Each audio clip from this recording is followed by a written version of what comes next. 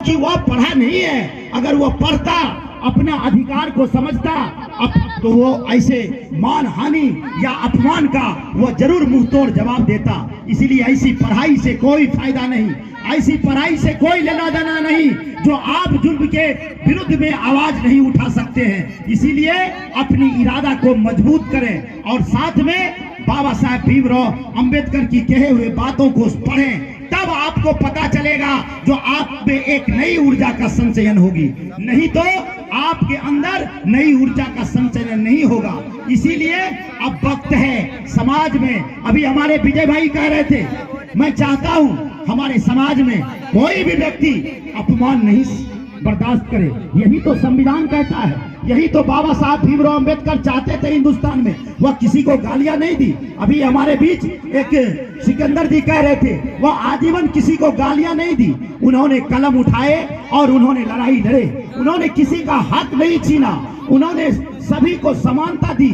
लेकिन आज और हम आज शिक्षा को दरकिनार करके चाहते हैं, जो कि बाबा साहब भीमराव अंबेडकर के सिद्धांत पर चल जाएंगे, ये नामुमकिन है। इसीलिए शिक्षा पर बल दे, क्योंकि बाबा साहब भीमराव अंबेडकर ने कहा था शिक्षा वो शेरनी का दूध है जो जितना पिएगा उतना दहाड़ेगा। इसीलिए मैं स्पष्ट रूप से कह देना चाहता हूं कि सबसे बड़ा जो पूंजी है आपका हमारा वो शिक्षा है। और लड़ाई कहां से लड़िएगा? लड़ाई इसी समाज से लड़ना होगा। इसी समाज में आपको अपना आवाज को उठाना होगा। आपको अन्याय के विरुद्ध आवाज उठाने के लिए दिल्ली पटना जाने की जरूरत नहीं है। आपके आस पड़ोस में जो अन्याय होता है, अत्याचार होता है, किसी को दबाया जाता है, किसी को बरगलाया जाता है, उसके विरुद्ध आप आवाज उठाएं।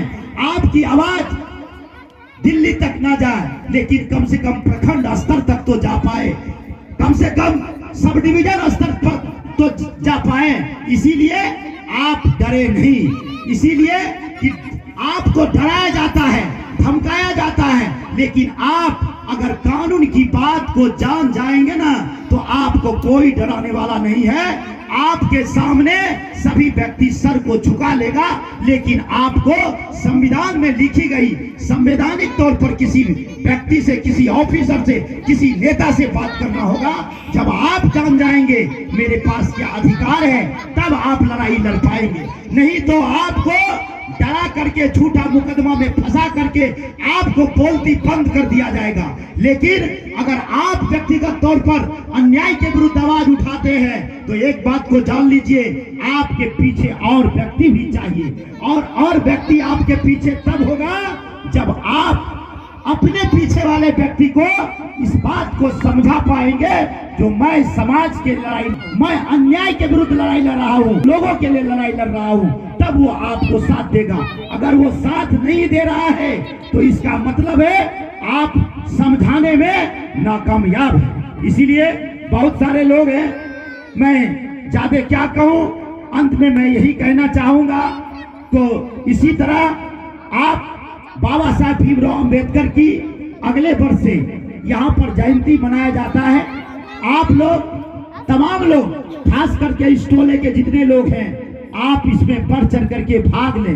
ये आपके परिवार में, आपके समाज में, आपके कौम में एक ऊर्जा देगी और एक आप संदेश देने का काम करता है, ताकि आने वाला जनरेशन जो अभी तक नहीं जान पा रहे हैं कि बाबा साहब भीमराव अंबेडकर कौन थे, क्यों इसको दलित, शोषित, वंचित, इनको भगवान की तरह पूजते हैं। जब ऐसे ऐसे कार्यक्रम होंगे तब उनको पता चलेगा और तब वो इतिहास को नहीं भूलेंगे। क्योंकि जो इतिहास को भुला देता है, इतिहास उसको आसानी से भुला देता है। इसीलिए इतिहास से सीखने की आवश्यकता है। इन्हीं आशा और विश्वास के साथ मैं अपनी इस बाबा साहब भीमराव अंबेडकर के बारे में जो मैंने कहा, उन बाबा साहब भीमराव अंबेडकर के चरणों में मेरे ये भाषण समर्पित। जय गुरुदेव, जय महादेव।